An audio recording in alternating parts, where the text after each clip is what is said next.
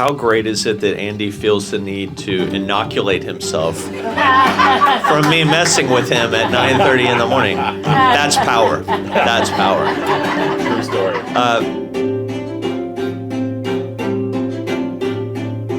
Okay, are we ready? Father, we thank you for this day, for your presence in our lives. I thank you for the rain. I thank you for moderate rain. Lord, we just ask that during this season of Thanksgiving that you would help us to know and to recognize all the many things that we have to be thankful for and remember all the things that you've done. I ask a blessing on this day, a blessing on our time together, and may it be fruitful and beautiful to your sight. In Jesus' name, amen. Amen. It's conservative rain, not moderate rain. Conservative rain. If you will join me for the pledge to the greatest nation in the world. Amen. I pledge allegiance to the flag of the United States of America and to the republic for which it stands, one nation under God, indivisible, with liberty and justice for all. and now to the greatest state in that nation. Honor the Texas flag. I pledge allegiance to thee, Texas, one state under God, one and indivisible. Woohoo, look at you. Okay, we want to welcome everybody. Come on in and get a seat. There's seats over here. There's seats over here. We got tons of food. This is family, so you do not have to worry. So come on in. First of all, I want to thank you guys for coming. The Conservative Cup was created to kind of give people a first-hand invitation to meet some of our elected officials and what's going on in our county. And so it's been a ton of fun, but today's going to be a lot of fun because we have 4 of our amazing representatives. And let me tell you, Texas is a big state, and it's a big deal to be a representative in the state of Texas. And y'all have done a fantastic job. This session was crazy. There's just no other way of putting it. And so I'm going to let you guys talk about that. I'm going to be asking you questions, and we're going to just walk through. One of the things that I wanted to do is to remind people that you guys are humans. And a lot of times, you know, people will see you, and they see you as, you know, you're a representative. You know, and you don't have family, you don't have, and when they start to realize, wait a second, they've got family, they've got kids, they've got a wife, you have a real life. And outside of Austin. And so I would like for you guys to share a little bit about your family and a little bit about, it was fun to hear because we had Sheriff Murphy in here and everybody looks at Sheriff Murphy and like, he has no family. He's just this guy who like, you know, controls the city and makes sure everybody's safe. And then he started talking about all of his family and we all were laughing because he's real. He's a real guy. So you guys share. We have Ben Baumgarner, Representative Ben Baumgarner, Representative Richard Hayes, Representative Andy Hopper, and Representative Mitch Little. And so I'm going to have you guys start to share. Okay. Well, good morning, everybody. Well, my family, we're all from Flower Mound, and my wife's a 6th-generation Texan. My daughter's a 1st-generation Texan. I was actually born in Ohio. My mom moved me to Texas when I was 1, so Smart woman. I'm pretty much am a Texan. You know, all my schooling, I went to McKinney High School, went to all the schools in McKinney, did my college here in Texas, went to Austin College, which I have to brag on my daughter, who is not the most academically inclined some days. There's a lot of a poking with the stick, but she also got accepted in Austin College last week, and I've never been so proud of her. She's finishing up her senior year now.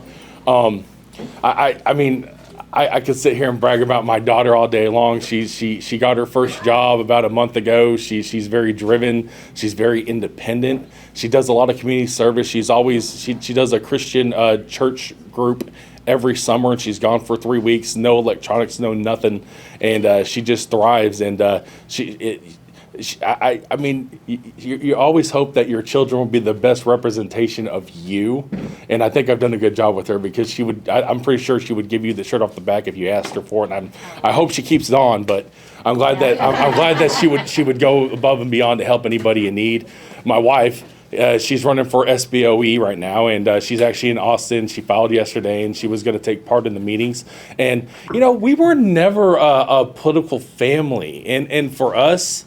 In fact, when I told my wife many years ago when I wanted to run for town council, she goes, are you out of your mind? We're private people. Everything that we do is now going to be out in the open, and you're going to be scrutinized about everything, which is true. But I was like, Mindy, the property tax situation is out of control. We have no transparency in local government at home. We want to be part of the solution, not a part of the problem. So let's go do something instead of just arguing and fighting about it on social media all the time. Because that's what I did. I was big on social media before I got onto this.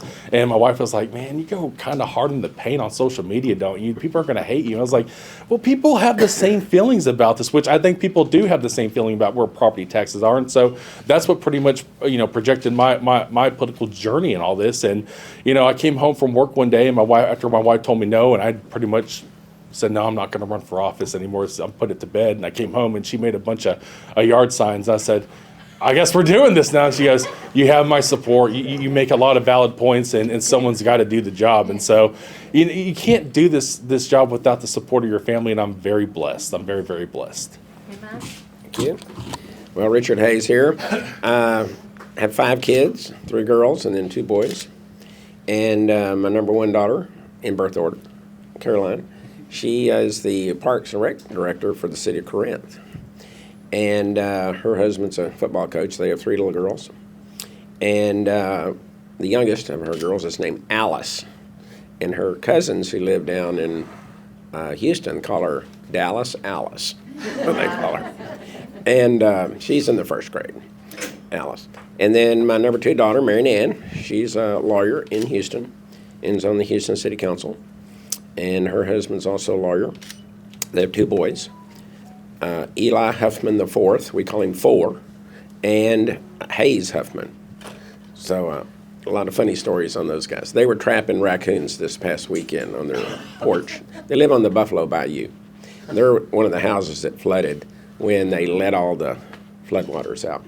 Then number 3 daughter, Kathleen, she lives in Houston, 2 boys. And she's an OBGYN. Her husband's an engineer.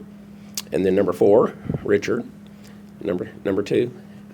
He has 1 son, Tripp, number 3, that's Tripp. And he's just 4 years old.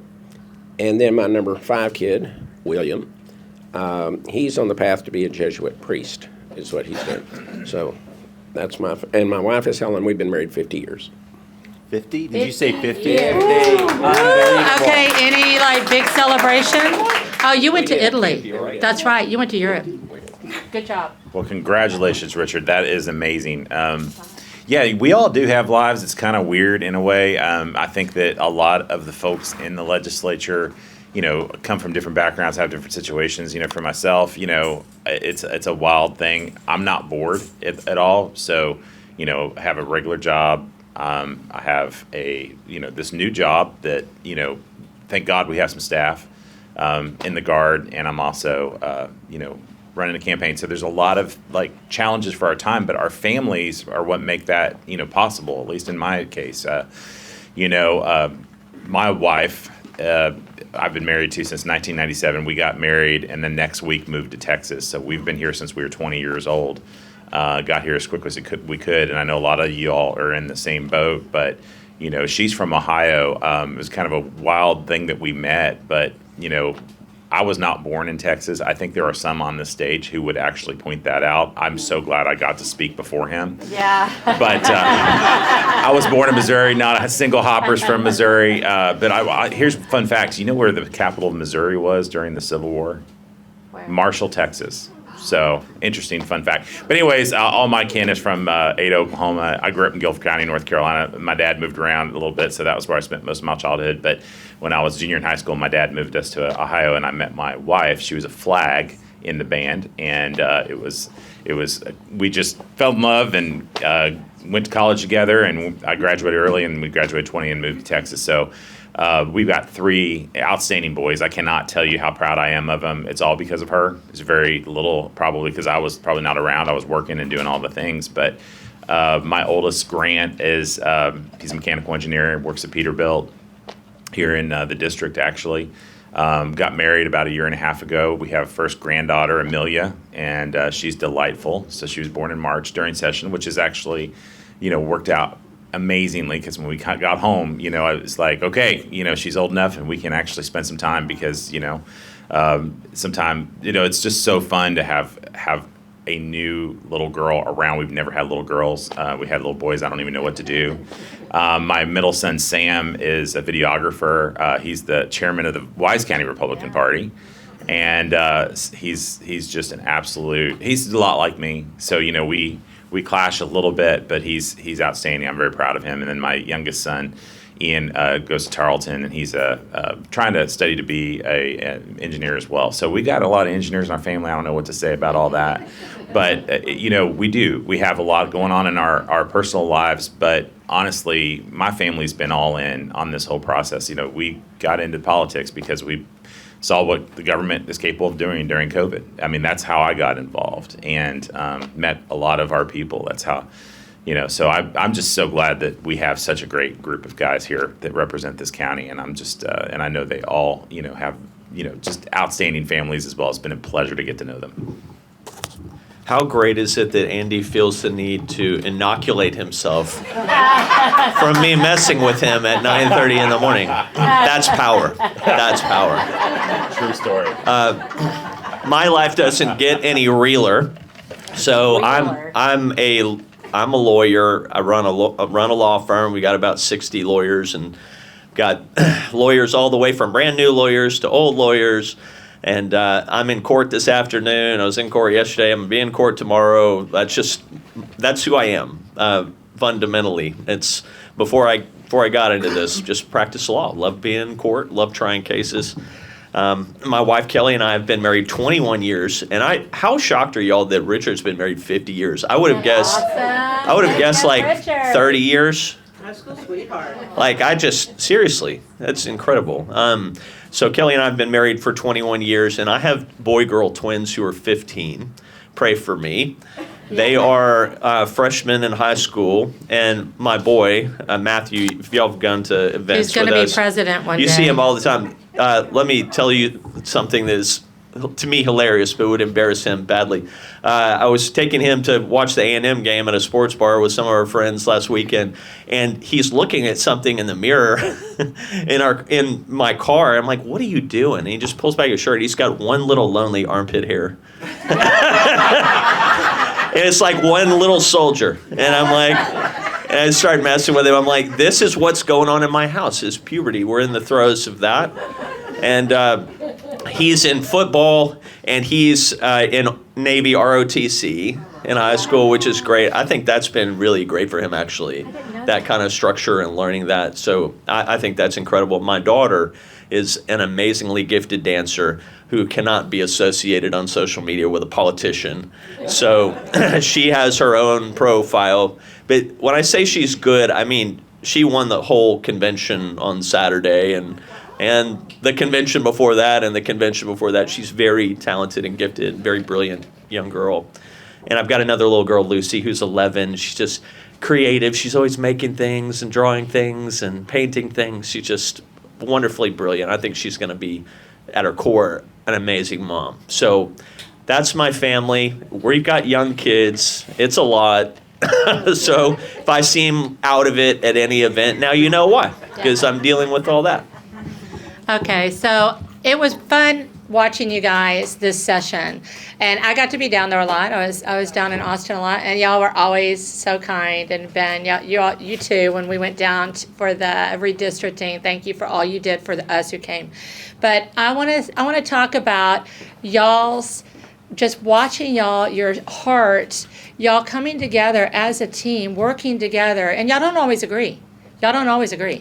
But to see that our reps are representing us and representing us well was a blessing. It was a blessing that we could be at home and we could say, they're working and they're taking care of us. You got some amazing, crazy things passed.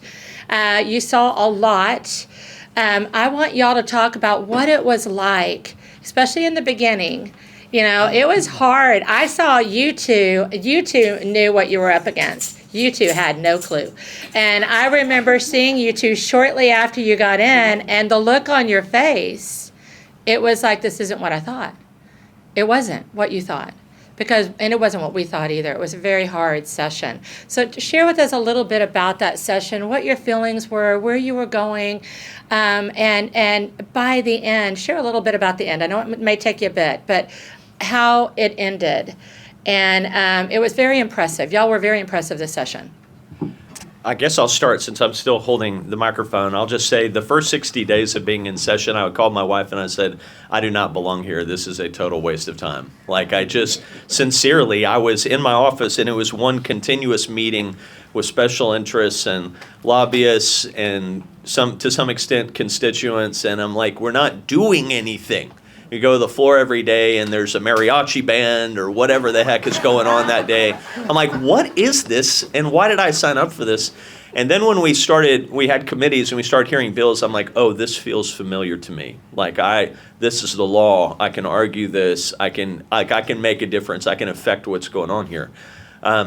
What's interesting is each of us comes from a different corner of the world and sees the world through a little bit different prism. I mean, Ben has the experience of serving in public office at a local level with Flower Mound. Richard's a very experienced lawyer, typically on land use and eminent domain issues.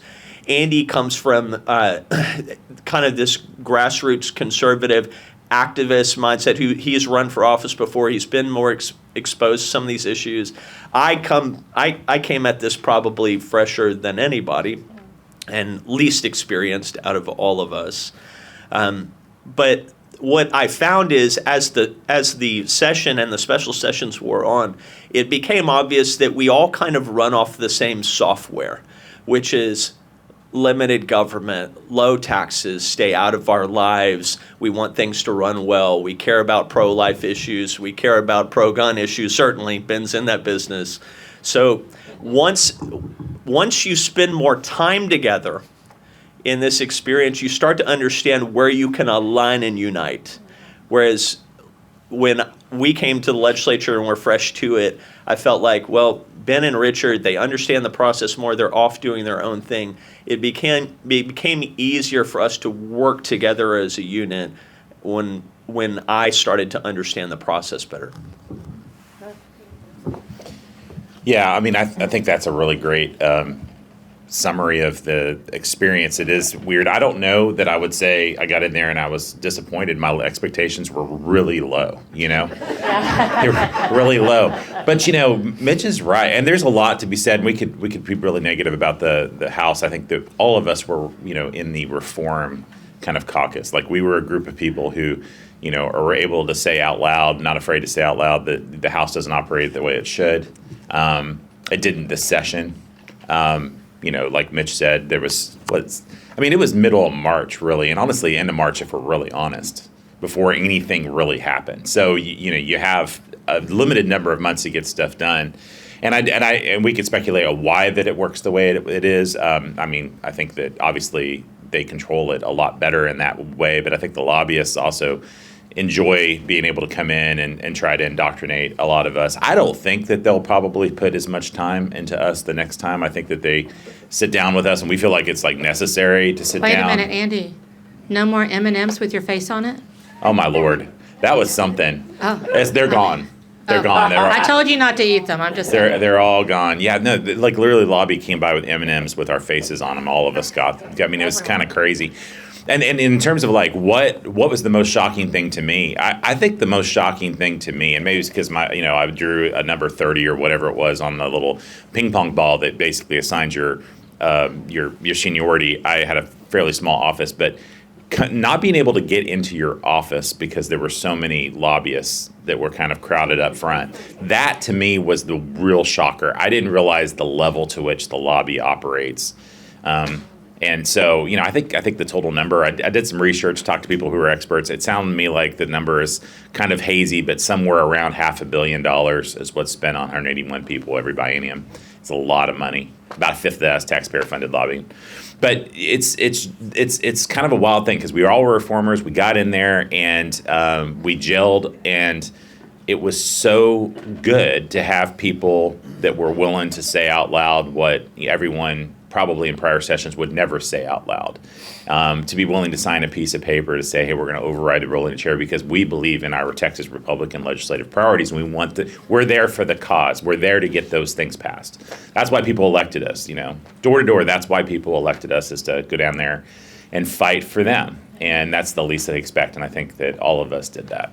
Wait a second, I have one question for you. Yeah. I was pretty shocked because I went early and I spent a little bit of time in Mitch's office and all of your office actually. But the gifts outside the door, how many gifts did y'all get? Can you like give a number? Is there any way to kind of give us an idea? No, I mean, it's bonkers. It's absolutely bonkers. I mean, I don't even. That was like I say, the largest surprise to me. And most, I don't know. It's I don't know how we scale that back, but it's a lot. And to not even be able to keep track of all the people and all the interests and all the constituencies that they represent. And like you say, just the stuff that and they're all really nice people because they're paid to be nice people. But I mean, they are really nice. I mean, it is a wild thing, and to me that was the eye opener. And I can totally see now how people go down there and really feed on that. Yeah. Because if you're the kind of person who allows yourself to feel self-important, there's a lot of people there to offer that service to you, to make you help you feel that way. So it's a wild thing. Do y'all kind of pop each other's bubbles when you get a little bit too? Mitch never pops my bubble. I've seen Mitch, actually. Yeah. Okay, I'll talk about the gifts for a second.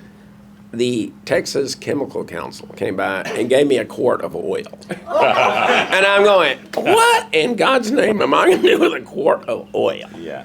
I gave it to Ben. Yeah, Ben says, I need that for my guns. I got to keep my guns oiled up. I was like, well, you must have a lot of guns, so you need a quart of oil.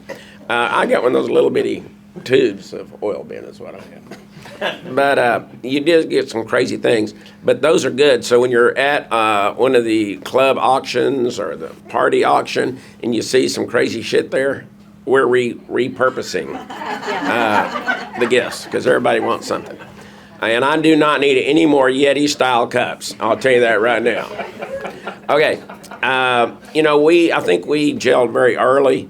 We all got behind a speaker candidate, and which was not going to be, we were anti-Dade Phelan, and then like 3 days before the election, he drops out, and Dustin Burrows ran, and we were already all committed to David Cook, and that was a uniting factor. Another uniting factor was we believed that we did need to make some rule changes, and that did not happen either.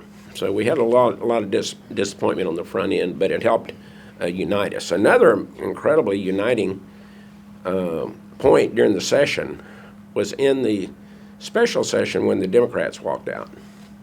That did more for the Republican Party in Texas than I think any other event, because we had a lot of other reps that maybe we had disagreements with, we didn't want to work with, and now we were all headed in the same direction. So that was a positive thing that happened at the end of the session. Now, with those things out of mind, what was the question? I think the question was, how did y'all, work together and everything? These, Mitch and Andy were superstars from day one. A real pleasure to be able to work with them. It's very helpful being a lawyer, and then because we attack laws all the time in the courtroom, and we've helped write legislation before. And I think it is, you have a harder time getting going when you're a non-lawyer. But these two guys, Andy and Ben, water off a duck's back. They really exceeded every expectation on being a non-lawyer. So I think Mitch and I had an advantage coming into the House being an attorney. But we had lots of meetings. At least a couple times a week there was a meeting, not just with us, but other members in the House, the Reform Caucus people, working to try to make things happen. And because we met regularly, talked to each other, we were headed in the same direction. Really, it's the reason, I believe, that for the first time in the history of the legislature, we passed 42 bills that were Republican priorities. The session before, we did 6, and we thought that was a landmark. We got 6, because before we only had like 1. We got 6, and this time we had 42. So that was a very meaningful undertaking because we worked so well together. Wait a second, I want to ask you a question. You brought up the Democrats leaving. Yes. And, you know, one of our beefs as conservatives is we had a lot of our reps go down the hall to make a deal. And you said it brought y'all together. Did the reps that made the deals with the Democrats, did they realize that they made a mistake? Did they confess? I don't think so. No, that was, that's part of the job. Yeah, hold the mic up. Part of the job is, it's political. Everything is political in Austin. And let me tell you this, there are no coincidences in politics. If, like, Ben and Mitch and I, we had a get-together on the Texas OU weekend on Friday. And 2 people, different lobbyist types. One guy comes to me and says, "Hey, Richard, who's going to be the next chairman of Pensions, Investments, and Financial Services? I'm on that committee." And so pensions, the TRS, the Employee Retirement System in Texas, a lot of other pensions, investments are all the securities laws, and financial service, all the banks, and savings and loans and things like that. And I said, well, I hadn't really thought about it. Well, our chairman is not seeking re-election. And he did a very nice job. And I said, really hadn't thought about it. So he starts clicking off all the people on the committee. I mean, this guy really knew all the committee members. And I'm going, yeah, I really hadn't even given it a thought. And he says, well, you need to be the chairman. I said, I don't think so. That's not my passion. I serve on judiciary and civil jurisprudence. I like that. It's a committee with 11 members. They're all lawyers. And we are just working on laws that affect when you go to the courthouse and things like that. Okay, about an hour later, another guy comes through and says, hey, who's going to be the chairman of PIFs? We call it PIFs. I'm going, I'm smart enough to know this is not organic. Yeah, that's what I'm saying. There are no coincidences in politics. This is not organic. Somebody's planting the seed, fertilizing, watering, and that's a lot what you see. There are people that are, I guess, the masterminds. And I think that's what happened on the chairman's race. Who are the masterminds? Who are the masterminds? Yes. You don't, they move around, Okay. you know. And, but there's somebody out there thinking about things that regular, everyday people don't think about. And they're looking down 6 months, a year, 3 years, 5 years. And I wouldn't call them necessarily visionaries, but they have, you know, they got an agenda somehow. So I think that's what happened with our speaker race. It was more important for the old timers who've been there for a long time to stay in power than to respect the party or the conservative movement in our party. And as a consequence, Burroughs won. Very disappointing because he was really elected by the Democrats, minority of Republicans. Now, with that said, he did a pretty damn good job. You don't get 42 Republican priority bills passed without the speaker doing a lot of elbow pushing and stuff like that. We had some other disappointments. So, you know, it wasn't a perfect session. But as it turned out, he really did a pretty damn good job. I'm just going to say that. As disappointed I've as heard I that. was on I've the heard a front lot of end. people say that. Yeah. 167 quarts of oil is what I rounded up from the body, and yes, I use them to grease up my machine guns, and so.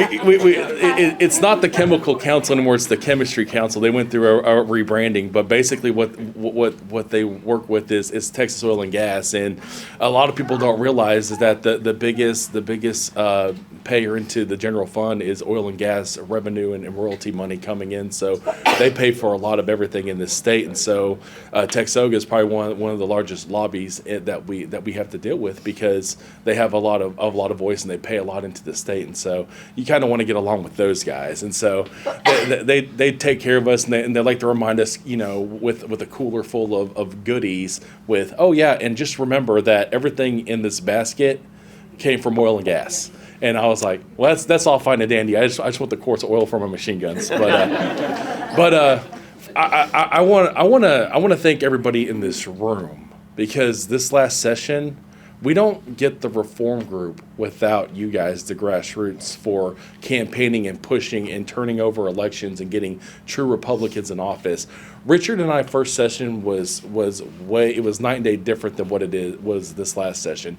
Yeah, there was disappointment. We didn't get our speaker candidate there, but there was way more of us that we made more of an impact from a conservative standpoint, because every time that legislation came to the speaker, he had to negotiate with us because we were such a big block. And we can't stop. We need more. And if we really, really want to get the agenda and avoid any of these walkout situations, we need 100 Republicans in office. Because when we have 100, we have a supermajority. If Democrats walk out with 50 members and we still have 100 members on the floor, we get the daily agenda done. And that was some of the biggest beef. And it was later in the session. I think it was actually the special session. There was a point of order. Richard, how many points of order hours did we waste? It was like One of the idiosyncrasies that Richard has is I track every point of order and keep a legal pad. And I put when it starts by the second and when it ends by the second. So to answer your question, there were 217. Now that doesn't sound like very many, but think about it. No point of order was made during the first 68 days. They were there for 140. So do the math. Our average point of order took 21.03 minutes. That's how long it took. Now, when you multiply that by 217, and they're all being made they really get heavy during the last 45 days. We are spending weeks screwing around with points of order. So, some of y'all know, I'm a professional registered parliamentarian. This is why I keep in track of points of order. Generally, I believe that it has become a weapon, and parliamentary law ought to facilitate the handling of your business. And instead, it's become a weapon and a grind. So I refuse to make them. Now, Mitch made 3 that killed Democrat bills. So, yeah, you killed them dead. Which one they were? See, you track them better than I do. Yeah, that's good when you can use it. Now that's a weapon, because then we don't have to spend time. What the Democrats will do is let you debate for 3 hours on a bill and then make the point of order. What a waste of time. And if it's a good point, we have very, very technical rules in the House. We've just wasted a half a day because now the bill is dead. And one of the reforms we wanted was, if you want to make a point of order, you make it as early as you can or you waive it. And they use it really they know we have the votes to get stuff passed. So this is what the game they're playing to grind us to a halt. Can I talk about that? Yeah.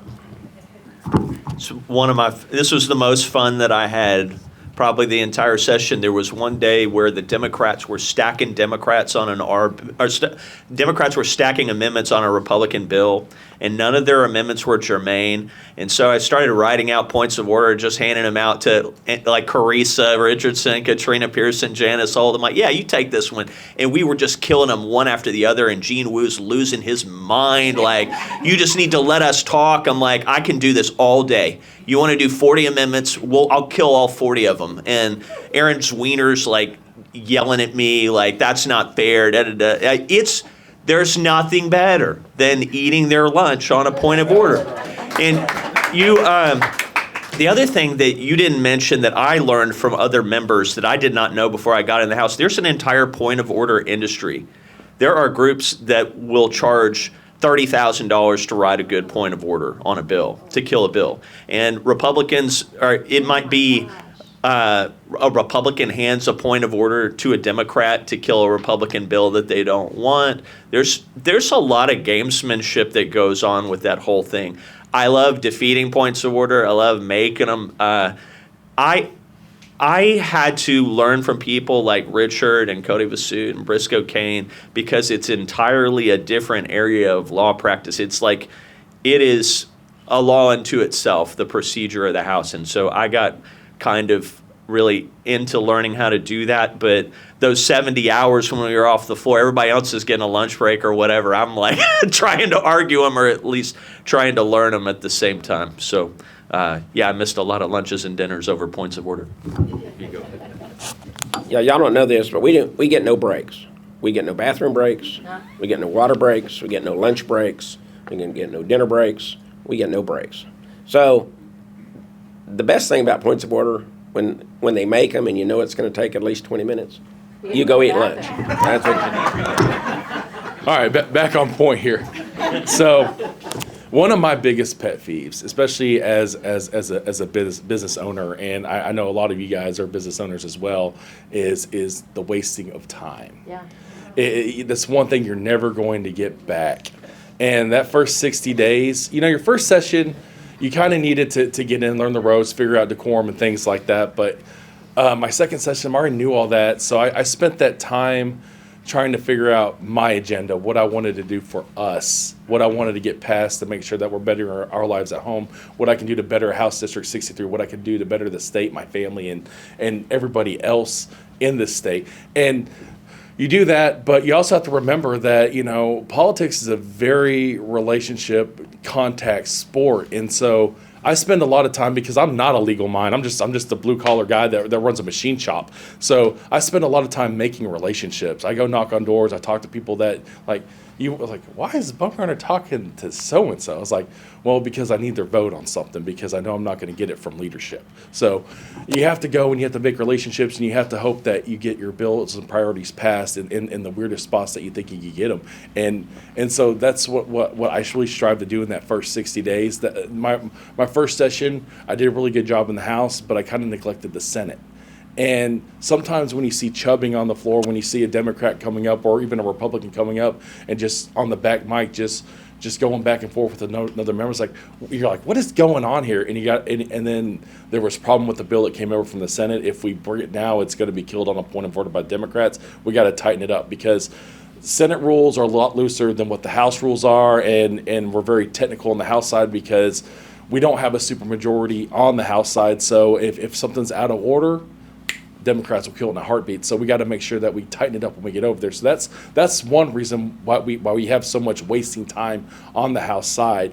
But let's talk about the walkout for a second. And there was a lot of promises that we were going to punish Democrats and things were going to happen, and it really got me excited and fired up. I was like, yes, we're finally going to do something. And I sit on the policy committee along with some of these other folks here, and we really took the time. I know Mitch and Richard took the time to go work with our parliamentarian to see what exactly we can and cannot do within our bylaws as a House membership, as a Republican membership, and to see what we can really do to hammer them. And I really feel like Mitch donated all this time and had a really good list of things that we could do.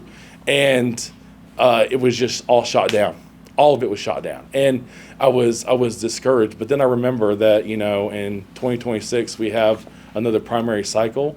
We have a strong grassroots that's fired up and ready to go, and you guys are going to flip more seats for us, and we're going to win more elections, and we're going to have a bigger body, and we're going to get more conservative priorities done next session. So the future's bright, and I hate what technology has done to our mind, because it's this instant gratification. We all want it now. It has to be done now. Politics doesn't work that way. It's a long game. And we're not a reactive government. That's why we only meet 6 months every 2 years. You don't want a reactive government. You want a government that's steadfast, even-keeled, that can pretty much defend our Constitution. Because if every little thing that we were trying to fight in battle, we would end up with so many unintended consequences, we would be in a world of hurt, and we don't want to do that to anybody. And we see I'll bring up insurance, because insurance rates are through the roof right now. In fact, I'm sure some of us are suffering with that the most right now, next to property taxes. But one of the unintended consequences, if government were to get in bed with insurance, is you'll see the whole Obamacare 2.0 thing all over again. Yeah. And rates will just go up even higher, and it'll just be the biggest boondogger. Because, the old saying, I'm from the government, I'm here to help. Yeah.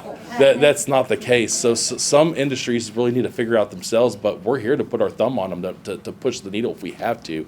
It's just how do we do it in a way that's not going to affect us back home. And so those are some of the things that we're always thinking outside the box. And being an activist and putting on the legislator cap are two different things, and sometimes they clash. And I don't think anybody here hasn't been called the moniker rhino once or twice. I know Andy's been called it. Did you say wino? Yeah, well, that too, yes.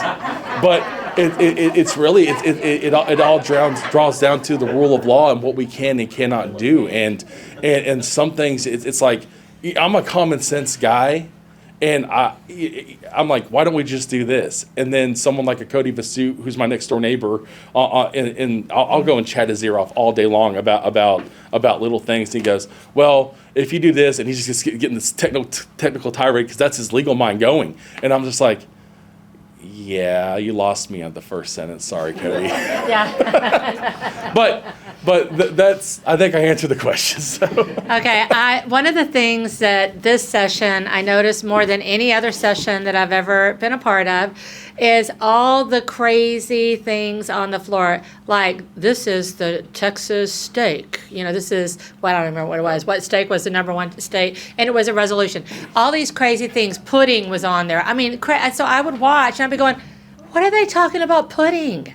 Why don't we tell me some of the crazy things that you heard on the floor with these resolutions and people coming up with nutty stuff. It was a nutty session. And was it purposeful? Was it, y'all help me to understand what in the world? I'm gonna get that. I write an article after each session called "The 10 Stupidest Bills I Voted good. For." I want to hear it. Yeah. So the number one stupidest bill I voted for was an HOA cannot fine you for your grass turning brown or your bushes withering during a period of water restrictions. Are you kidding me? A lot of the bills he passed, Mitch has heard me say this before, it's like, stop that. Stop that shit. Don't do that. That's about a lot of. Okay, the number two stupidest bill was, since you asked, was you voted on a constitutional amendment that if you allow the federal government to have an easement across your property, build like a border wall, the appraisal district cannot assess you for those improvements. Because the Democrats hated it, so all along the border, this was one way they were trying to punish people And you guys for voted for that cooperating. too, so And you well passed that, so thank you for passing that. Yes. All right, man. Did you know that you are sitting in the Halloween capital of Texas? Thanks to Richard Hayes. There is nothing. So I started, and I made a rule. at the beginning of the session. I'm white lighting all of the resolutions to make this the country music capital of Texas, the pole vaulting capital of Texas. Banana pudding. Yeah, the banana pudding That's capital what of it was, Texas. banana pudding. I white lighted all that stuff, and then Andy followed behind me and decided to start white lighting those resolutions as well. There is nothing that sends me into more of a homicidal rage than having to vote on the banana pudding capital of Texas when I am away from my family and my law practice. Exactly. And it makes me absolutely nuts. It's Andy, do you have insane. thoughts on this? Yeah, no, I think that it gets into the cultural problem in the House that the uninitiated, those that are looking at it from the outside, probably think the entire thing is extremely whimsical and none serious. And I think that that's a valid assessment in many cases, especially with the freshman hazing, where the alternate party or even other folks get up and, haze you on the bill. Hey, I mean, maybe culturally that's okay to do that for 2 or 3 minutes, but they go on forever. And we had so many freshmen, it just, that amount of time is crazy. And no one looking at it from the outside says this is a serious body. And it doesn't seem to be. And it's crazy. And so I think that, all of that stuff kind of adds to the idea that, hey, like, we really need to take a look at like what we're trying to do here and how much time we're spending on all the points of order, on all the whimsical bills and all the, hazing and all the things to try to kind of reform the House. And we talked about this a minute ago about the Democrats not getting punished, but I think it's worth kind of revisiting because I think I think that, Richard's right. Like, there was a lot of really good Republican legislative priorities that got passed this session, and I think they got passed in no small part because of y'all. They got no small part because of all the hard work you did to put a lot of conservatives in. That pushed the needle and fought. Brent Money had a stack of sheets of paper with about 10 to 15 names on it that at any point he was ready to go up to the speaker and say, hey, listen, if this point of order is sustained, we're going to challenge the ruling of the chair. Historically, challenging the ruling of the chair is considered to be kind of a extreme thing that often leads to a speaker fight. They don't want that vote to ever occur. And don't you think it's kind of crazy that vote never did occur? They always pulled down the point of order. It was either overruled or it was withdrawn every time. I mean, I want you to go look at all the points of order. Look at how many Republican legislative bills died in the Texas legislature because of points of order this session. I don't think there's one. And it's because of all of that effort that was put in by us. And there's a real reason why the Democrat situation is not sustainable, should not be sustained. And I'm going to be a little vague here, but there was a chairman who had a bill the last night of second reading. That chairman there was a dumb bill that was supposedly trying to keep Antifa off of campuses, but actually said some really dumb things like, well, you can't wear any sort of political apparel after 10 p.m. within 2 weeks of finals. And, all of these organizations, I mean, we heard that Charlie Kirk was stressed about this. Like, Young Americans for Liberty were sitting up in the gallery for days before this came to the floor because they wanted to see this bill killed. It was going to be weaponized against conservatives. So Brent Money goes on his side of the aisle. I go on my side of the aisle. We get a count of all the Republicans for or against, and we come together and we're like, 35 Republicans are going to vote no on this. And all the Democrats are against the bill. So he goes to the chairman and says, hey, listen, this is a dumb bill. We got important things we got to get done, and this bill needs to be pulled down. And instead of pulling down the bill, or maybe like second best option, why don't you work with the conservatives, which is, like Richard said, half or more of the caucus, to get the bill to the point where it's actually good. Well, now those options were off the table. He went to Chris Turner, a Democrat, and said, amend the crap out of my bill, I just want it to pass. And so they amended it such the Democrats were completely satisfied with it. All the Democrats voted for it, and it passed anyways. That is the cultural problem with the House, because the Democrats are in control in many profound ways. They know it, and they have a ton of power that they are able to exercise, not on the big, huge landmark bills, maybe, but on all the things in between. And when you look at the number of bills passed by Democrats this session versus the number of bills passed by the conservatives in the Republican caucus, it's staggering. I don't have the numbers in front of me. It feels like they basically passed proportionally per capita way more bills than Republicans that were elected. And that's the cultural problem we're fighting. And all of these things kind of feed into that. I don't know if the House was this way 50, 75, 100 years ago, but the way it operates right now is really strange. I mean, Alan Schoolcraft is a great bellwether because the guy's a freshman, but he's number 35 in the seniority. And the reason is because he was in the Texas House as a young man all the way through the 80s. And if you ask Alan, he says, is this better or worse? And he's like, this is so much worse than it was when I was here before. So I think it's gotten there one session at a time, and no one's there to basically say, hey, listen, this is too far. We need to go back. Let me ask you this before I want to ask y'all this, because this brings vice chairs in. Did the vice chairs have any, and all y'all can answer this too. I mean, I do want to know about the banana pudding, but the vice chairs. As you should. Yes, as I should. Did that have a lot to do with this? Because when we're looking at the vice chairs, you tell me if I'm wrong, that got more money than the chairs got. Yeah. Well, Explain. I exist in a Democrat hallway, strangely, not by choice. I was very, very low on seniority. So me and Wes Riddell. You can wave at Mitch. Oh, yeah, no. Across the hall. Mitch is Across the hall. Yeah, there's these weird kind of spaces. Light wells. Light wells. And so you can kind of see other state reps, and it's nice to have state reps that are friendly across the way. You leave your windows open. So Creasy Richardson's right across, and we just kept our windows open. It freaked the lobbyists out. They says, you can see everything goes on in there. It's like, yeah, I trust Creasy, and she trusts me. So it's all good. I can see Mitch. But no, but our row, my hallway was all Dems. I think me and West Verdell might have been the only Republicans on the hallway. And so we heard everything they were talking about. It was kind of crazy. It's keeping the Democrat staffers that were male out of the female bathrooms that was the real problem. But other than that, you could hear all of the murmuring about this deal, the rules vote, and they were completely satisfied with the rules. Like they actually said, well, we heard them say, well, the rules were actually better than what they had. And I think it's what Mitch said, honestly, and it's speculative. It's hard to really pin this down, but they do have like their sweatshops in their offices where they have all these staffers. And I think that money somehow gets funneled from the million and what odd dollars that went to vice chairs this session, basically ends up funding their machine where they use to create these points of order and thwart our efforts, or at least slow it down. And so I think we fed right into their plan.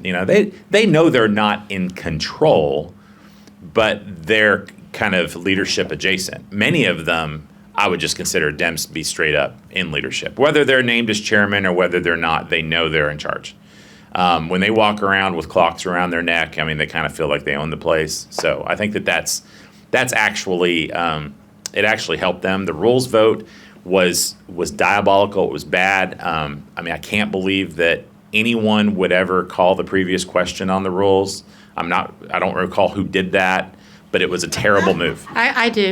Yeah, I do. I do recall. Okay, look, on the bills we filed, very few of them are our ideas. They're our constituents. It's the cities, the school districts, the county. So the city of Denton came to me and said, Richard, we want you to file a bill. I said, what's the bill about? He goes, we want to be the Halloween capital of Texas. I'm going, serious? And I said, okay, I was a kid. I love Halloween. I'm on board. All right, so I carry the bill. It passes, and now all the conservatives think I'm a devil worshiper or something. I voted against that bill. So Andy has Mitch. I have Richard Hayes. He ribs me and I rib him back just as good. But when people think about Texas, other parts of the world don't see Texas as part of the United States sometimes. They view Texas as its own animal. And I, too, passed one of these bills this last session, and it was for a trophy club. The mayor came to me, and she goes, Ben, we're very patriotic here, and I want to be known as Patriot City, USA. And I said, I don't have a problem with that. Let's go. And let me just tell you, I had to actually work that bill and amend the language, and we finally got them to be the town of Patriots because so many people took offense that Trophy Club Texas would be, for the next 10 years, Patriot City, USA. And I was like, what is going on here?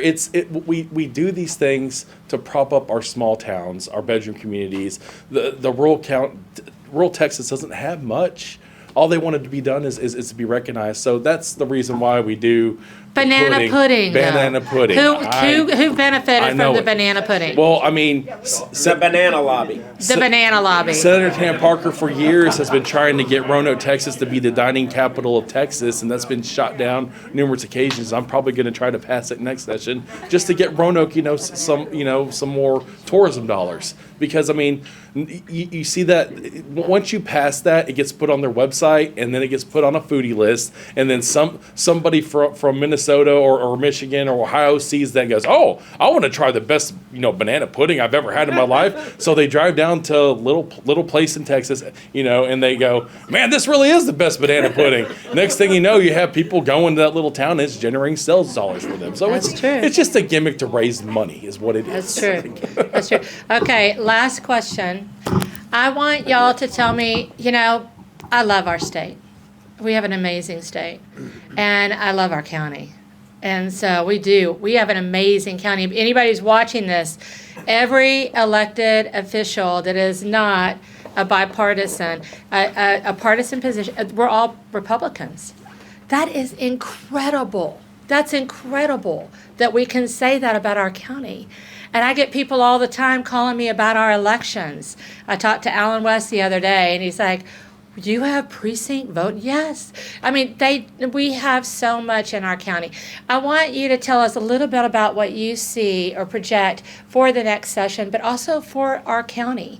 What are you seeing? I know you're on the inside. You see so much more than we do.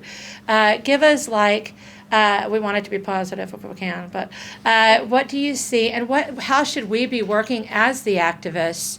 How can we help you to do what you need to do and to move Denton County to either even greater things than we have already done? Okay, I'm going to take the low-hanging fruit here. So I remember when I was a kid, one time my dad, I was at my grandmother's house, and there was this gigantic log that needed to be split. It was basically petrified. It was a very old log, and it was probably this big around, and you could not use an axe. I needed a maul, like a wedge and a sledgehammer to try to split this log. And I just banged at that thing for hours and hours and hours and hours until I heard a crack. And for the first time in my adult life, I think we've heard a crack on the property tax issue. I love that. And here's why I say that. So you saw Governor Abbott release his well-defined multi-point plan on property taxes. We could have done that this session. We could have done it in a special session. The reason you're hearing it now, and this is what I've learned about being in politics for the 2 years I've been in politics, is there are concentric rings of defense around change to major issues in the state. One of those rings is the legislature. You broke the ring of the legislature that was resistant to change in property tax by electing people like me and Andy and Richard and Ben, okay? And so the bottom line is, if you think about the exclamation point from God. Yeah, there you go. You think about the center. You think about the center of that ring being the executive branch of the state of Texas, the governor and lieutenant governor. They never feel pressure to modify the property tax system until that pressure breaks through that ring of the representatives and breaks through the ring of the Senate. And you've broken through those rings to the first time where they feel actual pressure to do something about the problem. Okay, and I'm not talking about like the subsidization of property taxes that Texas has been doing through property tax relief. We just right pocket, left pocket. This is appraisal reform, it's spending reform, it's rate reform. Like there's a more comprehensive project. And the reason that you heard about that for the first time is because they finally feel pressure to do it. They never felt that under Dave Phelan's house or Greg Bonin's house or certainly Speaker Strauss's house. There's pressure. I heard a crack. So when Greg Abbott releases something in his election cycle saying, I'm going to do this, this is a priority, it means we're in. We have an opportunity to modify something. And when you have an opportunity to modify something, hey guys, while we're all talking about it, us conservatives have an amendment on that bill. Us conservatives have a bill idea too. And so once the discussion has been initiated, we have an opportunity. So many times talking to grassroots people, they're just like, just eliminate property tax. Like you're going to McDonald's and you're ordering a Big Mac. Dude, you don't understand the number of people who are invested in our current property tax system. Accountants, lawyers, appraisers, consulting firms. There is an entire industrial complex around that industry that is resistant to changing it. So now we heard a crack, and there's an opportunity. I think it will be the issue of the election cycle. I think it will be the issue of the legislative session. There is no reason for us to wait 60 days to start on that issue. It should happen in the Senate day one, House day one. Like, just suspend the rules, and let's go get it. Yeah. Absolutely. 2 bits of encouragement on that. I think that, SB 12 was the Parent Bill of Rights, and that bill came to the floor, and they thought it was in a good state, and then conservatives went to work, and, amendments were filed to ban gay sex clubs, way beyond the imagination of what people used to think was in the art of the possible on the floor of the House. Like Mitch said, once that crack is widened and we can get in there, I think that major change can be made, and a lot of the folks are hurting door to door. That is one aspect of it. Let me frame this a little different. So I was knocking doors recently, and there was a bunch of new houses in a neighborhood that it didn't exist before. So I went in and met a lot of these folks, and loved a lot of all the people I met were great, and I loved the interactions I had. But it was interesting. I think 9 out of 10 of them were not from Texas, and that's fine. We just went through that with me. That's totally cool. Welcome to Texas. You're conservative. Thanks you're here. The other thing that was crazy, though, is the number of 20-somethings that were from out of state. And I will tell you, of all the tens of thousands of doors we've knocked in all the years that we've been running, I can probably count on one hand how many 20-somethings lived in a nice house in this district. Not from Texas. They can't afford that. There is something going on that is deeper, and property taxes are a major part of that. Insurance is a major part of that. But there is a replacement of Texans in this state that is occurring because people are moving out. That is one of the things I've heard a lot over the last 6 to 10 months, especially from Denton County, where people are like, listen, I voted for you. I'm sorry, I live in Oklahoma. Can't do it anymore. Peace out. That's not okay. And that's a huge existential threat. So when we talk about Denton County, let's just be really, really honest. The city of Denton voted for Kamala Harris. It's a real big problem. And there are a lot of forces at work.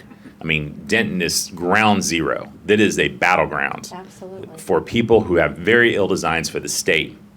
And you see the same thing going on in Collin.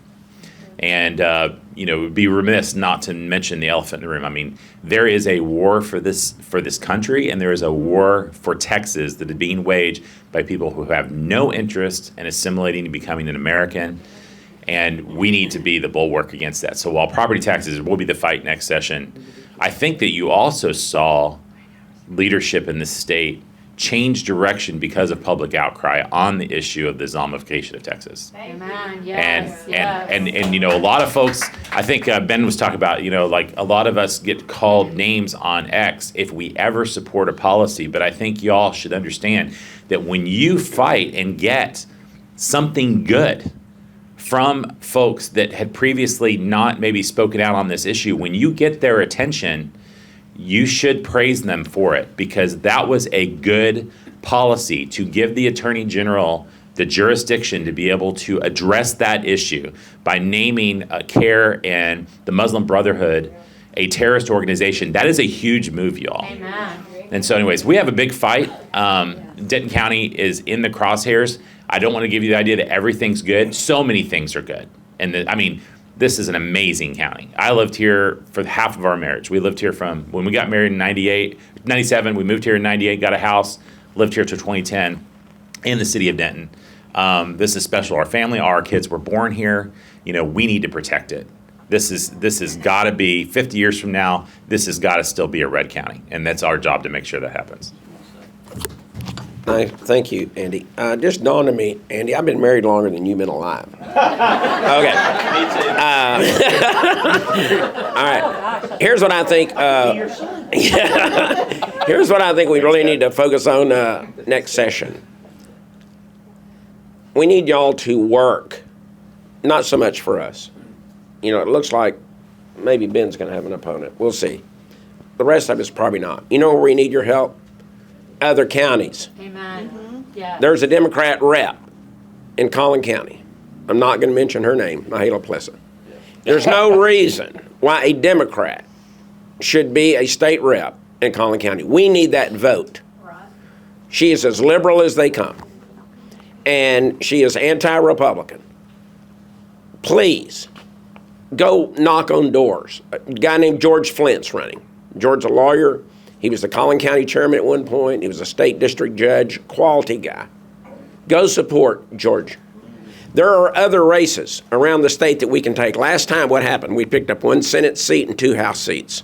Let's go pick up another couple of House seats. We can do this. So if there's anything looking forward to the next session, if you really want us to be successful, go get us some reinforcements.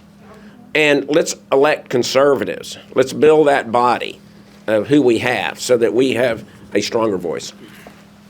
To piggyback off that, the Rio Grande Valley, which is probably the most Hispanic part of our state, it's right there.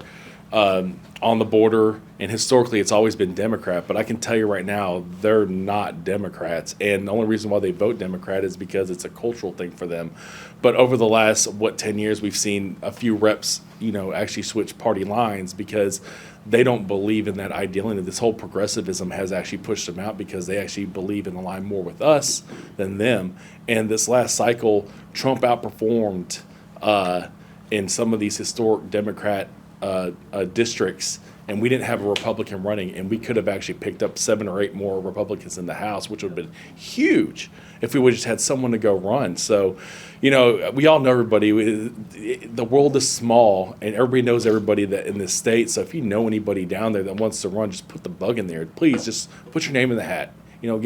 Become the man or the woman in the arena and get going. But what I want to do for the county next session, I try to get more money for the county to Andy Eads and those guys for mental health, to help out Sheriff Murphy, because one of the biggest problems he has is he has people that are suffering from mental health that are locked up in the jail, which costs us money. And it costs us time. People that shouldn't be in jail, that should actually be in an institution rehabilitating their mind, getting them off of drugs and things like that, but yet they're sitting in jail, wasting away, and then they commit, they assault a jailer. Now they're on the hook for a felony, and they have to be in jail when they should have never been there in the first place. So we need to expand the programs there to get people rehabilitated and out of that system. We have 90 new faces coming to Denton County every day. We're a growing state. We have road needs. We need to make sure that we have more money for road projects. Thank you. Lisa's for that one. Work on more roads? With that, you're right. I don't think we have any more roads. 377 is a big one. 35W is in the works too, and that's going to start, and that's going to be a big nightmare.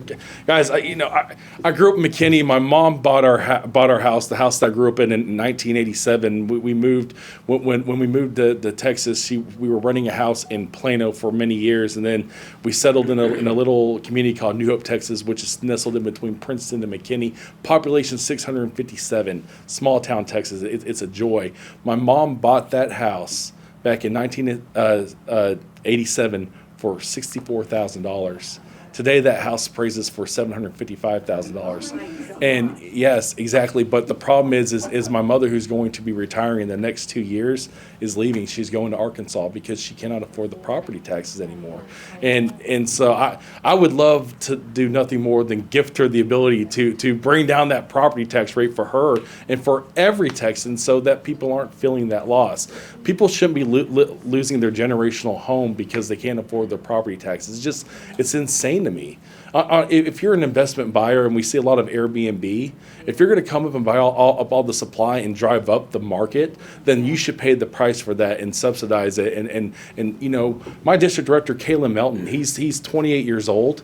He's in a position where he wants to buy, but he can't afford to buy because he can't afford the property taxes. That's not right. We have a generation that's going to be living with mom and dad, and trust me, I'm one of those, and I don't want my daughter living at home for longer than she has to, because honestly, I want my privacy too. But we're gonna work the damnedest to make sure that we can make this county the best it can be, to make it the most functional as it can. It's not just us that are great. The entire elected body from the top down, we all work well together. We all mesh well together. We all make sure that if there's a need, we don't want for need, and we make sure they're as frugal as we can with your tax dollars. I can't think of any municipality from the county down that's actually raised your tax rate, property tax rate, except for the ISDs, but they don't get any sales tax revenue, and we're going to fix that. We're going to make sure that they don't raise our property taxes anymore. I filed 2 bills this last session to hold them accountable, make them more fiscally responsible, and they didn't get a light of day in a committee hearing. One was to make sure that we all know that our ISDs, they electioneer off the charts. They spend tons of money, shopping a bond proposition, and a bond proposition, it fails, they move it to the next cycle from November to May. Well, I had a bill that would pretty much said if your bond proposition fails in November, you have to have a 2-year cool-off period, and you have to put it back on the same ballot in November. It was a great bill, and it holds accountability to them, and it saves us money, because every time we turn around, there's $1 billion that they're asking for, and it's like, guys, how can you justify to my constituents, to me, that I'm not paying enough in property taxes? How do you do that? And they do. And they smile while they're taking your money. And we got to stop that. We got to say enough's enough. We have charter schools that are operating on a third of what they're operating, and they have better ratings.